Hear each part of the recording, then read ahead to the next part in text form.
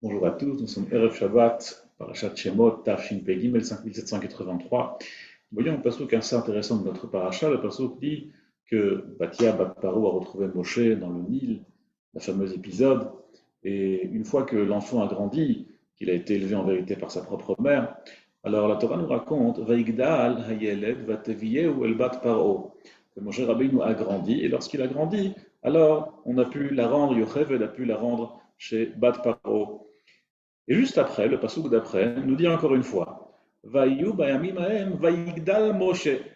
Et il fut ce temps-là, et Moshe a grandi. Qu'est-ce que ça veut dire Moshe il a grandi? Le passouk d'après, on nous dit encore une fois, Moshe il a grandi. Qu'est-ce que ça veut dire il a grandi? On a compris, il a grandi.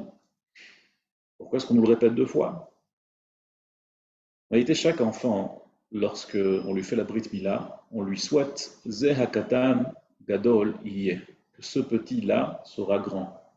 C'est quoi cette bracha? On aurait pu lui dire des brachot plus intéressantes, non? Les Torah, les Choupa, les Marasim Tovim, qui grandissent dans la Torah, qui grandissent pour pouvoir se marier, fonder une famille, qui grandissent dans les mitzvot. C'est quoi juste qu'ils grandissent? Qu'est-ce que ça signifie? C'est pas une bracha. A priori, tous ceux qui vivent, ils grandissent. C'est la nature des choses. C'est très rare d'exister sans grandir. Alors, il faut savoir que la signification de grandir n'est pas comme on pense, devenir long. Vous savez que Napoléon n'était pas très haut de taille.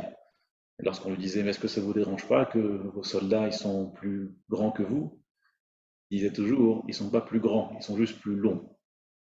En vérité, la taille, c'est rien, c'est pas ce qui est important. L'âge non plus, c'est pas ce qui est important. Qu'est-ce que c'est qu'un grand? Le Passouk nous explique que Moshe a grandi, Vayar besivlotam. Il a vu la souffrance de ses frères. Quelqu'un de grand, c'est quelqu'un qui voit la souffrance d'autrui. Quelqu'un de grand, c'est quelqu'un qui sait et qui veut et qui peut donner à autrui. Nous voyons qu'Akadosh Baruch Hu a créé deux astres, le soleil et la lune, deux astres qui nous donnent de la lumière. Mais la Torah appelle le soleil Amaor Agadol, la grande lumière, et la lune Amaor Akatan, la petite lumière. Pourquoi le soleil c'est une grande lumière et la lune c'est une petite lumière? C'est pas seulement la taille. En vérité, toute la lumière de la lune provient du soleil. Et la lumière du soleil, c'est celle qui donne de la lumière à autrui. Et même à l'astre, au deuxième astre qui est la lune, la lumière émane et vient du soleil. Et donc quelqu'un de grand, un astre grand, c'est un astre qui donne. Si on ne donne pas, alors on est forcément petit.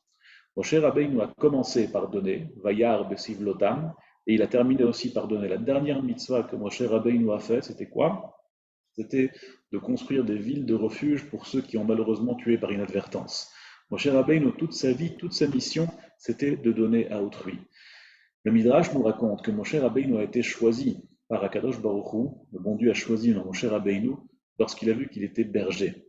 Il était berger qui faisait attention à ses animaux, qui était là pour donner à autrui, qui était là pour donner aux autres.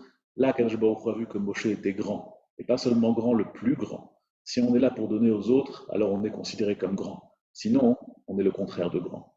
On peut tous donner à quelqu'un, on peut tous donner à autrui quelque chose. On a tous quelque chose à quoi donner. Yiratzon Bezrat Hashem, qu'on puisse devenir grand et qu'on puisse donner aux autres. Kol Tov, Shabbat Shalom.